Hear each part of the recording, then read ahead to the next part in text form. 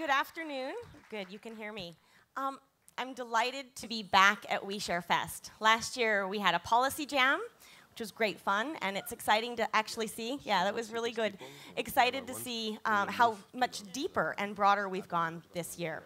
So today I'm going to explore this concept of a shareable city, or a shared city, or sharing cities, and show what it means for urban planning, sustainable growth, and well-being. I'm going to build on some of the comments of Michele and Neil and actually wrap this all together, but I'm also going to focus on the role of what I call grass tops, complementary to grassroots, but grass tops refers to local, small g government, and how governments can really actually help this space scale. So engineers are hard at work trying to help us share in cities. This is often what we get, sharing the road. We need to do much better than this. We need to radically rethink how we share all kinds of assets throughout cities. And I also want to put this in the broader context of urbanization. In 2008, for the first time in human history, more than 50% of the global population live in cities. By 2030, that percentage will be 60%. By 2050, 70%.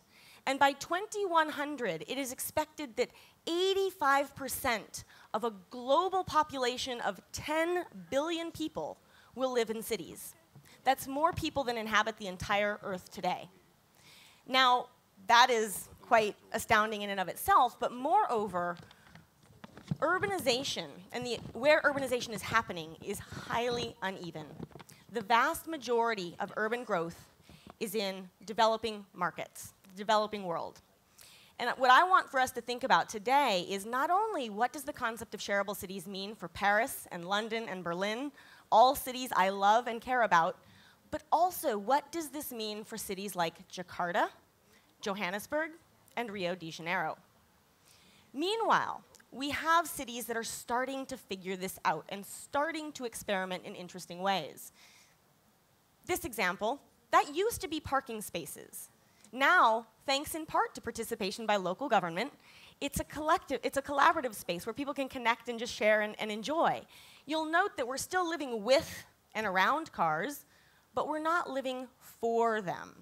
We're rethinking community connectedness, health, well-being, and again, meeting with our neighbors.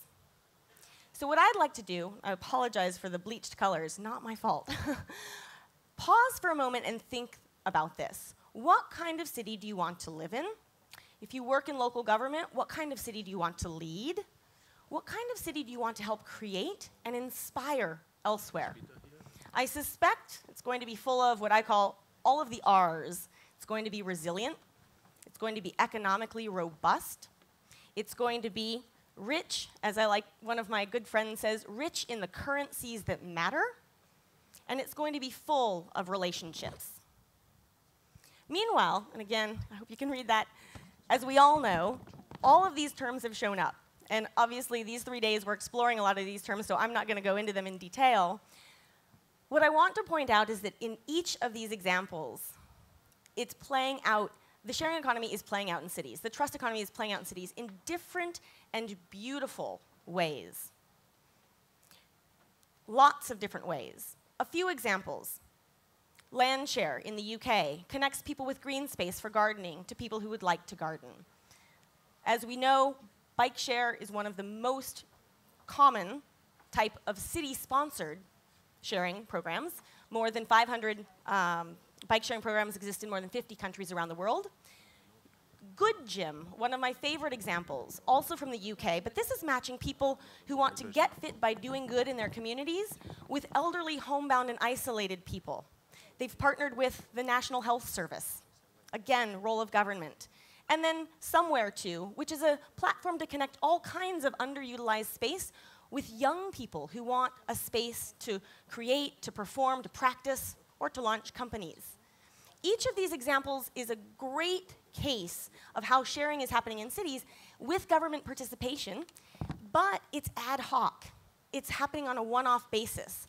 And I would like for us to rethink what the sharing economy can mean for a city from the perspective of integrated urban planning. And in that way, we have to rethink how cities and the sharing economy can come together in a very comprehensive, knock it out of the ballpark way. And this has two different manifestations. One, how can the city itself and local government use the sharing economy for its own operations? Think of the city as an enterprise. How can it be run more efficiently and with more connectedness?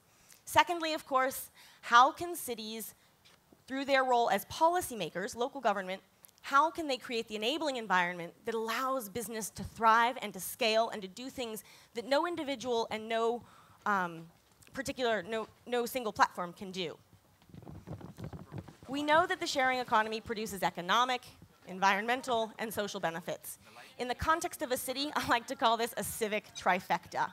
Given all of the challenges that city leaders face today, there are very few solutions that tick so many boxes at once. So, quick recap of what some cities in the world are doing to become more shareable. In the US, last summer, the mayors of 15 cities, including San Francisco and New York, but also places like Louisville, Kentucky, and Tucson, Arizona, signed the Shareable Cities Resolution, declaring their support for the sharing economy. Now, this doesn't mean that they're all of a sudden overnight shareable, but they have made a symbolic commitment to learn more about this space. Go down to Sydney, Australia, and the government co-sponsored the production of the Share Sydney Guide, which is quite simply a publicly available, downloadable booklet on what the sharing economy is and how people can get involved in the city.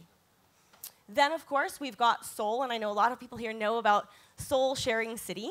This is by far the most comprehensive city approach, led by the mayor, who's truly a visionary. They are rethinking every aspect of their city planning policy with the sharing economy. So they've passed legislation, they've committed investment funds, they're incubating companies alongside residents. And last but not least, it's not just local governments that can lead this charge. Companies are starting to get involved and recognize the importance of cities to their overall strategy. Many of you probably know Airbnb recently announced their Shared City Initiative with their first city partner in Portland. And I've spoken to at least 3 companies in the last 24 hours here that have also told me about their city's strategy. Sometimes it includes policy reform, sometimes it doesn't. That, to me, is probably the most exciting thing I'm taking away from Ouishare Fest so far. So feel free to surprise me more. But let's look at, this is not just about governments and how can they lead the charge. That's what I spend my time focusing on. Companies play a key, exciting role here. But just because you want to be a shareable city doesn't mean it's easy to do so. In the US, we say, Houston, we have a problem, which refers to an aborted Apollo 13 spaceship mission. Why do we have a problem? The #1 reason? Policy. And some of the other speakers spoke about this, but we are dealing with a massively outdated policy regime in most cities. We've built laws and regulations for an ownership era and an industrial economy, and we now need to update that. But I like to say this is not unique to the sharing economy. This is a natural part of innovation itself. I use the example of cars. When the car was first introduced, the rules in many places said you can drive a car on the road so long as it doesn't go faster than a horse and buggy, and so long as someone is standing in front of the car with a big flag to warn people that a car is coming down the road. That seems ridiculous to us today. But you can think about how at the time, this was so revolutionary, we weren't sure what to do about it. The sharing economy is kind of like in that position today. And again, the second piece, though, if we're going to get from where we are today to where we want to be, the role of grass tops, what I term local government, is absolutely essential. Not only to create rules that can help platforms scale to a degree that they never could before, replicate, franchise. It's not about one company necessarily becoming the biggest, but it's about helping the whole space grow.